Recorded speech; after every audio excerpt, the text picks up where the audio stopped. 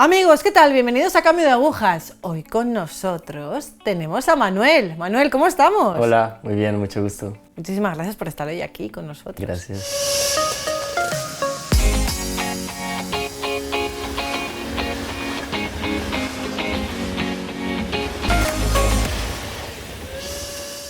Manuel, ¿puedes presentarte un poquito? Claro que sí, pues yo soy Manuel, tengo 23 años.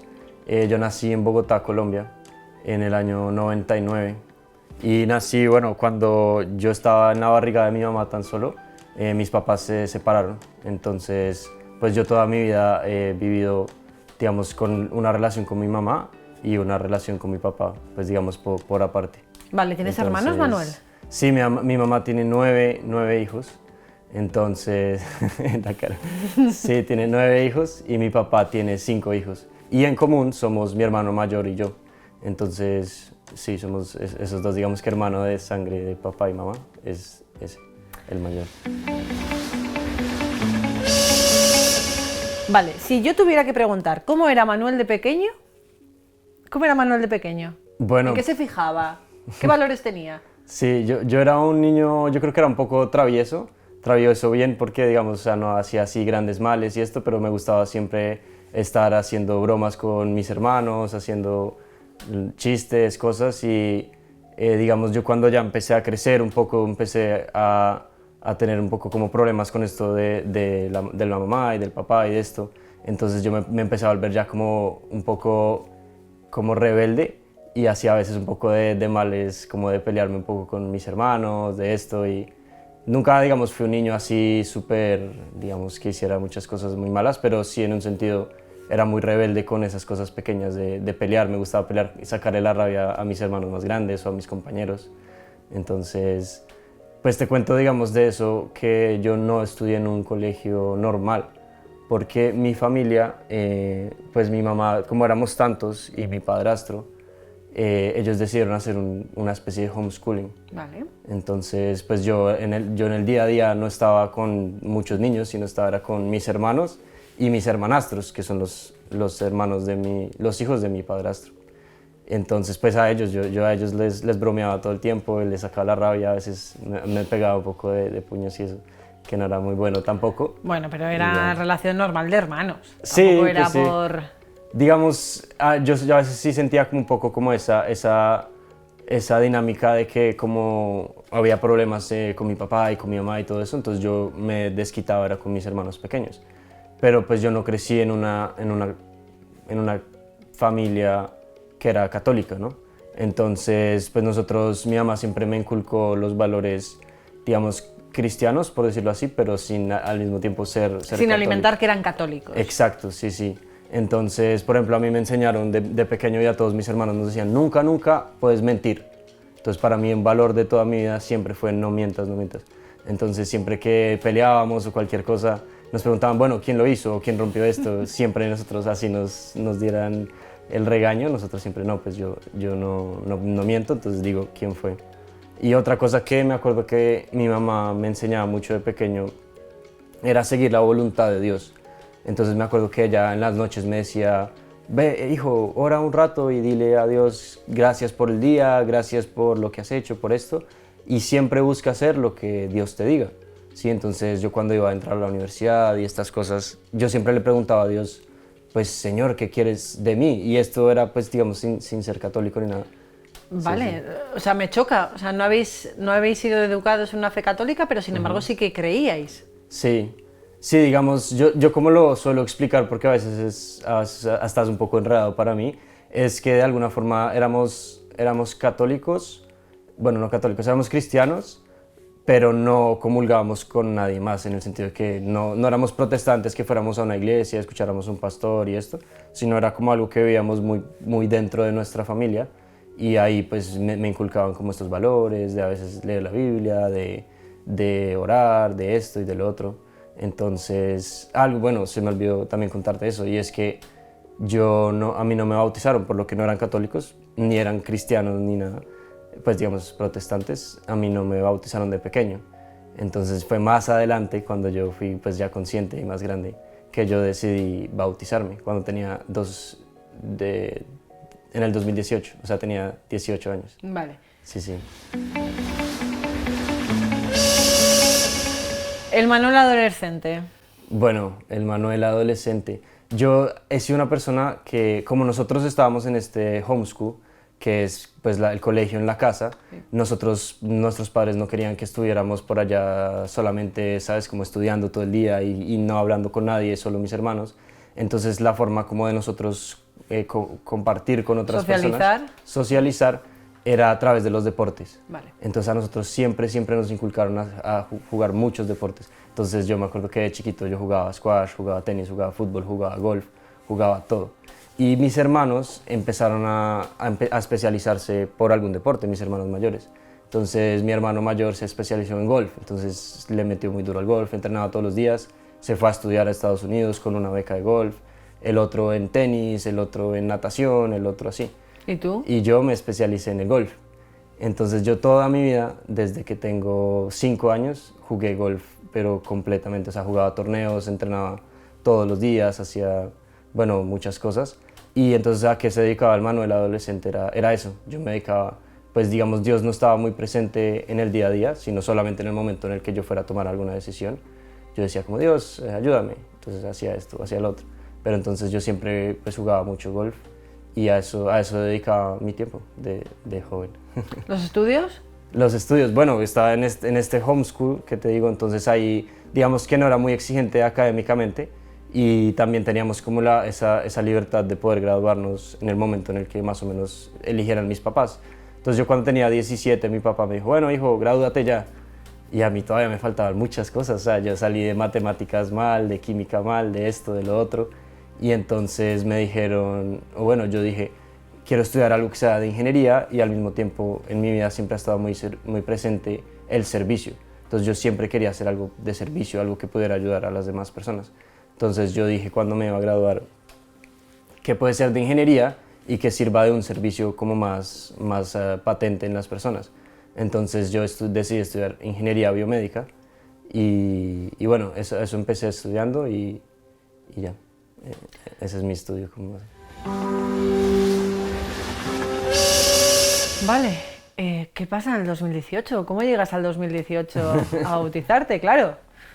¿Qué se produce? ¿A quién conoces? ¿En dónde te metes?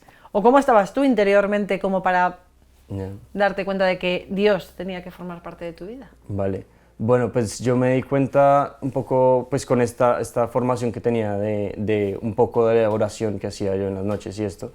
Y mi familia fueron ellos, porque a mí siempre me habían dicho, la misa, no, eso es del demonio, el rosario, no, eso es del demonio, la Virgen, no. Entonces yo me acuerdo, me devuelvo un poquito a una anécdota que tenía, que era mi abuelo, él sí era pues más o menos católico de eso, de tradición. Entonces él le decía a mi mamá, ¿cómo así que no van a bautizar al niño, que no sé qué?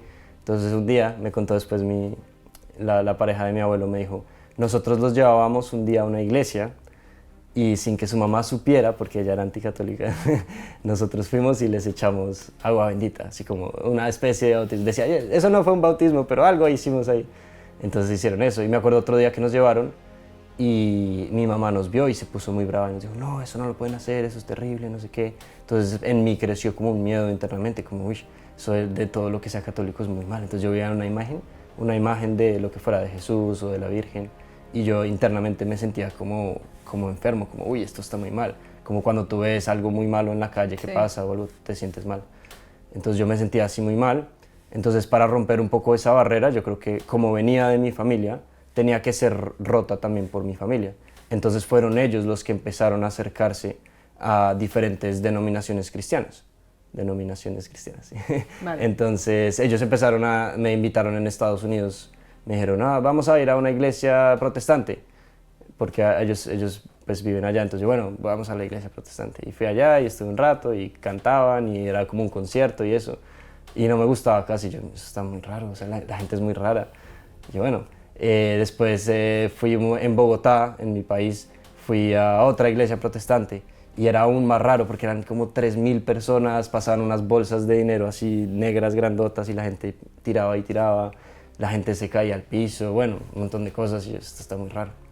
Y como que ahí empecé a interesarme como por la religión y por un poco entender un poco más como esas cosas de, bueno, qué es la diferencia entre ser cristiano o solamente ser cristiano y no ser católico y qué significa ser ortodoxo y esto y lo otro. Y en esas, con mi hermana mayor, María Paula, fuimos a un grupo de carismáticos. Entonces, como si fuera un poco como el mismo estilo protestante de cantar y bailar y todo eso. Pero a mí algo que me sorprendió mucho fue ver jóvenes que tuvieran este principio que yo tenía de chiquito, que mi mamá me había inculcado, que era hacer la voluntad de Dios, hacer la voluntad de Dios. Y yo veía gente joven, sí, no sé, de 20, 19, haciendo la voluntad de Dios y queriendo hacerlo, y lo decían. Es que yo lo que busco hacer conmigo es hacer la voluntad de Dios. Y yo como, ¡oh! Existe gente que también quiere hacer la voluntad de Dios y que quiere seguir al Señor, y no es solamente los que están en mi familia o solamente yo. Entonces ahí como que para mí hizo clic y le empecé a dar un poco de chance a todo lo que fuera católico. Entonces pues ahí comenzó como ese proceso lento. Ya luego tuve algunos retiros de conversión y esto, que para mí no fueron así muy poderosos, como que yo lloré todo el retiro y vi al Señor y me sentí así súper movido.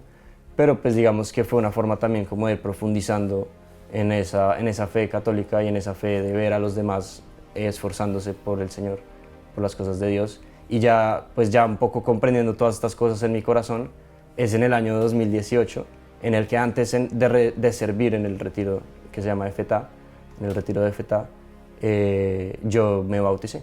Me bauticé y hice mi primera comunión. Entonces yo me acuerdo perfectico de mi primera comunión, de mi bautizo, de todo, me acuerdo muy bien. Sí. ¿Qué sentiste? En mi primera comunión, bueno, de hecho el bautismo fue muy bonito porque siempre en mi familia ha habido como muchos, lo llamamos rayes en Colombia, pero es como rivalidades o peleas entre la familia. Y eso a mí siempre me había generado mucha ansiedad. Sí, entonces, por ejemplo, si yo veía a mi papá por ahí y se asomaba mi mamá por ahí en la calle o lo que fuera, claro, yo me daba un paro cardíaco.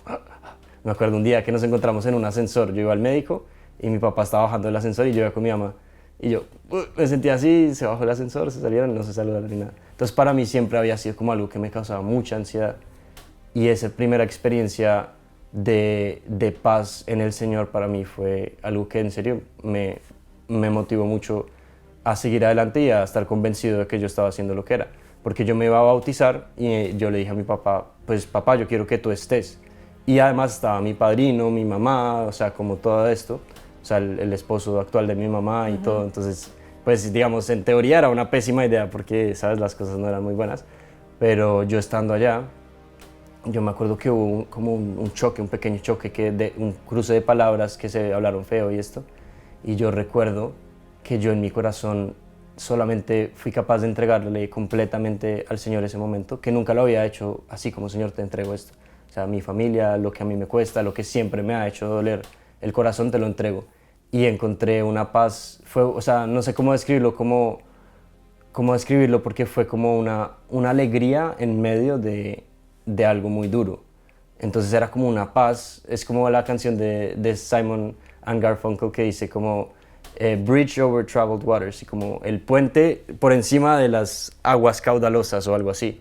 Entonces yo sentía eso, como estoy caminando por encima de todo esto que es muy caudaloso. Y bueno, me bauticé y la primera vez que comulgué fue muy bonito también porque pues fue como sentir, como renovar esa paz que sentí cuando me bauticé, como volver a sentir eso en mí. Entonces fue muy especial. Sí. ¿Cómo acepta tu familia todo esto? Bueno, como te digo, mi familia fue la que empezó a acercarse, ¿no? Entonces ellos fueron realmente los que empezaron ellos fueron los que empezaron a ir a misa, yo no iba a misa. O sea, a veces los acompañaba a ir a misa, pero yo no comulgaba porque pues no me había bautizado ni nada. Entonces ellos fueron, digamos, un poco los que llevaban los caballos en ello. Entonces sí, ellos lo tomaron muy bien. De hecho, mi mamá fue la que me dijo, mira, yo creo que es importante que te bautices para que también pues tus hermanos como que sigan ese ejemplo y esto. Entonces yo como, bueno, sí, también como que, bueno, muchas cosas ahí. Entonces mi familia realmente fueron los que guiaron un poco el proceso en un principio y ya después, pues ya fui yo como el que lo fui asumiendo. Vale, te bautizas, tomas la primera comunión y ¿cómo sigue ese camino de católico recién converso?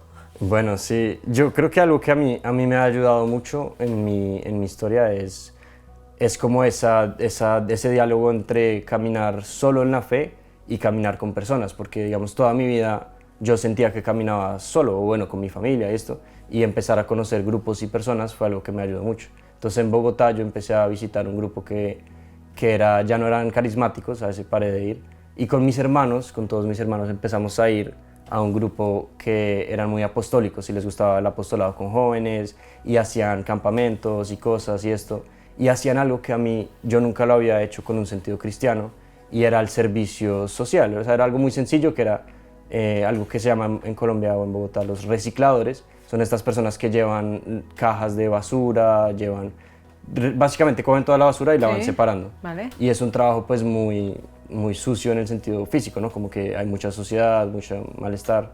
Entonces nosotros simplemente lo que hacíamos con este grupo era llevarlos, acompañarlos a subir un puente, pasar un puente, que ellos llevan unas cosas que son las zorras, que son como un carrito que ellos van empujando. Vale. Entonces ellos no la pueden pasar solos, entonces nosotros simplemente les ayudábamos y les empezábamos a dar, les dábamos agua de panela y tratábamos era de hablar con ellos.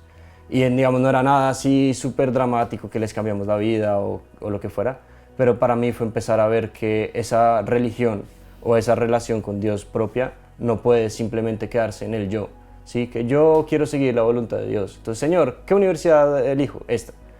Señor, ¿qué trabajo hago? Este. No, o sea, no se puede quedar. O sea, claro, es importante como esa realidad del yo, de bueno, Señor, ¿qué quieres de mí? Pero también tenemos que llevar eso a los demás. Entonces empezar a ver eso y ese apostolado que hacíamos con estos recicladores y con los jóvenes a mí me ayudó mucho. Entonces después de eso fue triste porque llegó pandemia. O sea, eso fue 2019 y 2020 pandemia, y entonces todos encerrados, y obviamente tú llevas un año de ser católico, hay muchas cosas que no conoces, que no entiendes, y cierran las iglesias, cierran las misas, cierran las confesiones, cierran todo. Y en mi casa éramos 20 personas, entonces éramos ahí un montón de personas, siempre todos en el día a día, en el día a día. Y nosotros nos habíamos empezado un poco, yo internamente también, a acercar a la Virgen, a nuestra Madre. Y hacíamos el rosario en las noches y esto, pero no lo hacíamos completo. Muchas veces hacíamos un misterio o hacíamos dos misterios y después nos íbamos a dormir. Entonces era como unos pequeños pasos que dábamos. Y después uno de mis hermanastros, que se llamaba Mati, en el año 2020, el 20 de julio del 2020, nosotros estábamos todos encerrados en la casa, y en nuestra casa, allá en Bogotá, hay un jacuzzi. Y estábamos con mi hermano jugando golf, de hecho salimos a jugar golf, y me acuerdo que yo vi un mensaje y decía que ya respiró, que ya respiró. Y yo, que ya respiró, eso está raro. Entonces le pregunté a mi hermano, oiga, ¿sabe qué es esto?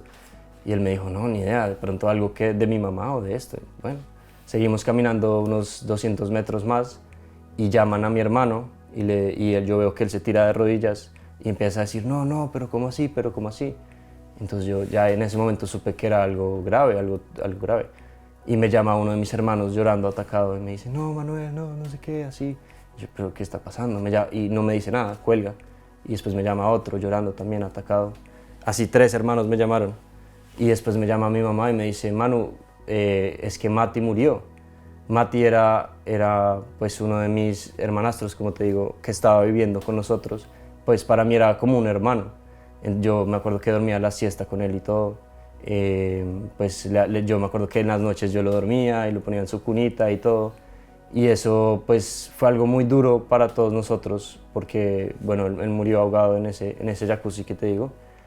Pero para nosotros fue como un ancla que nos pusieron en el cielo. O sea, el Señor nos puso en el cielo a Mati, y ahora pues para nosotros fue eso, como bueno, ahora es que llegar al cielo no es cualquier chiste. O sea, claramente para nosotros siempre lo queríamos y todo, pero en el momento en el que tú tienes a alguien tan cercano y tan inocente en el cielo, tú dices, yo quiero llegar a estar con él, quiero volver a verme con él.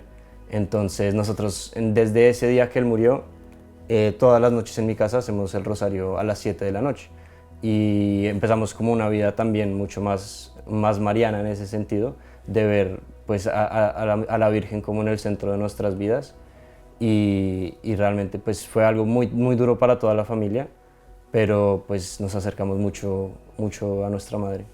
Y bueno, eso fue 2020, pandemia, hasta ahí ya más o menos. ¿Y a los siervos del Hogar de la Madre cuándo los conoces? Bueno, esa es una historia muy bonita también, porque digamos yo desde que me bauticé y yo ya tenía 18 años, yo sentía un poco como ese llamado que Dios me hacía a la vida sacerdotal.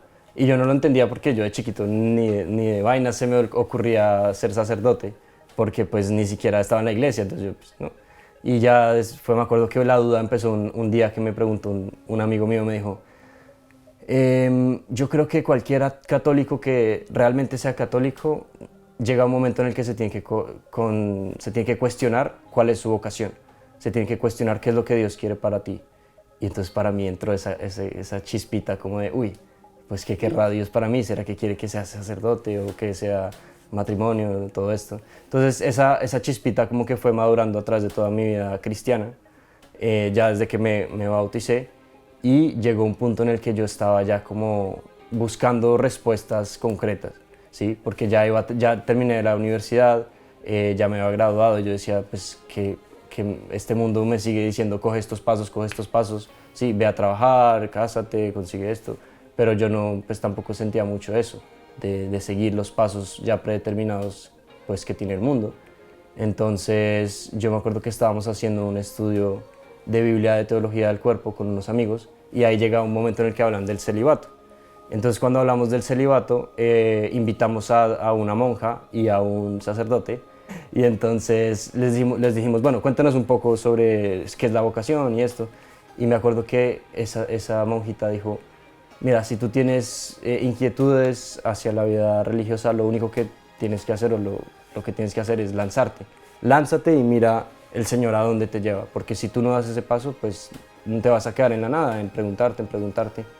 Entonces fue muy providencial porque todas esas preguntas se cruzaron con que yo conocí al sobrino de uno de los siervos del Hogar de la Madre. Entonces yo entré a la casa de él sin conocerlo, vi una imagen del padre Henry, que yo ya lo conocía y me había gustado mucho, y le pregunté, oye, ¿por qué tienes la imagen del padre Henry? Y me dijo, ¿qué? ¿Tú conoces al padre Henry? Así feliz, contento, con una sonrisa. Y yo, pues, o sea, es un video, o sea, una historia muy impactante, pero ¿por qué se pone tan feliz? Y me dijo, no, mira, es que él es mi tío. Y yo estuve en Ecuador con mi tío haciendo una experiencia con los siervos y eso a mí me cambió la vida, me dijo. Y yo sentí por dentro una pequeña bola de fuego como la que es pequeña. Yo creo que no fue tan grande como la del padre Henry, pero una pequeña que me decía, tú tienes que ir allá, tú tienes que ir a conocer. Entonces yo en ese momento no le dije a él nada. Ya más adelante me hice muy amigo de él y le dije, oye, ¿tú crees que los siervos me reciben para hacer una experiencia? Y me dijeron, sí, ellos te reciben. Entonces hablé ahí con uno de los padres. Estuve en Ecuador y bueno, pues acá sigo en esa búsqueda de saber qué es lo que el Señor quiere para mí. Pero yo siento que el Señor desde un principio me ha dicho, sigue mi voluntad, sigue lo que tú quieres, lo que yo quiero para ti y yo te voy a ir mostrando el camino. Entonces pues hasta ahora estoy como recorriendo ese camino que el Señor pues me ha mostrado, ¿no?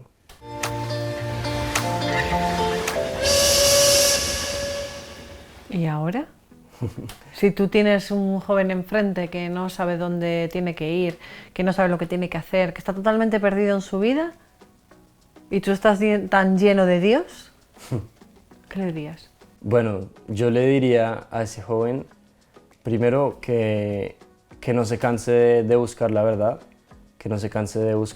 porque la verdad plena está en la Iglesia Católica y que siga el amor, porque el Señor habla a través de ese amor con el que nosotros nos entregamos a los demás.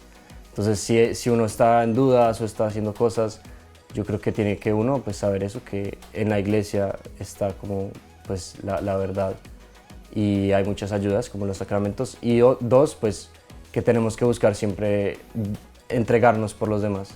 ¿Sí? Entonces, pues no sé si respondí la pregunta, Sí. pero buscar eso, sí. Manuel, muchísimas gracias por estar hoy aquí con nosotros. Bueno, muchas gracias. A ti.